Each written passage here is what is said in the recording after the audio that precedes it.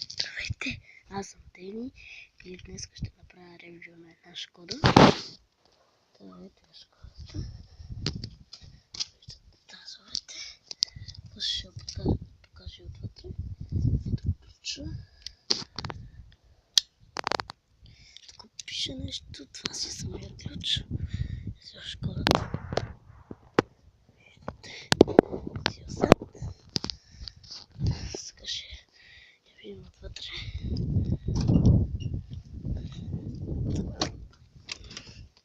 Влизаме.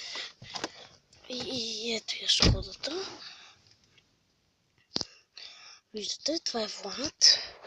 Ето така сега. Тук радио. Изчакайте малко.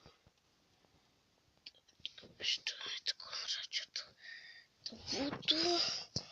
Ето тук километража. Виждате 240. Така. Ето пак да покажа ключа. Ето го. Така отзад. И ключът държателя на Шкода. Да, виждате, просто това е новия модел. Зад теглия. Тук има кошче за буклук. Виждате, пълно е.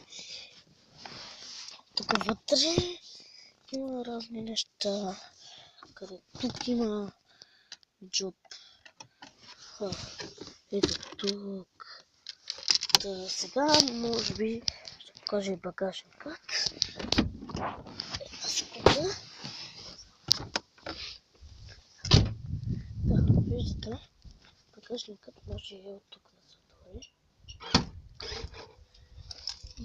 Отворихме, сега само ето.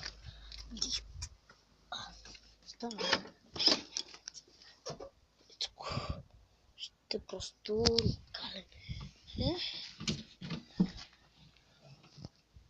Това. Тук само да напускате. Разбира се, или само пътете.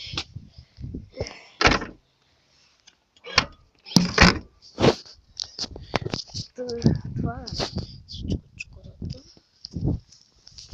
от Шкодата. Ето ги отпред какви неща. И така да я видите. Това ще бъде всичко от мен. Ако клипът ви е харесал, снете лайк, също така не забравяйте да се абонирате, ако искате да гледате още много клипове. Това ще бъде всичко от мен. Чао, чао!